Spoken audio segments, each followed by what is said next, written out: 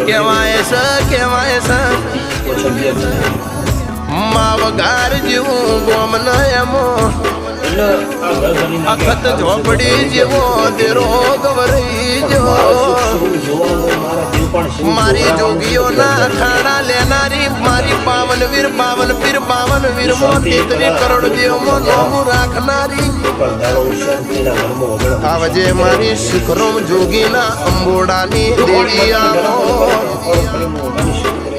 મારી નરેશ ભુવાની એ વાતનો વિહમો બનનારી કહેવાય છે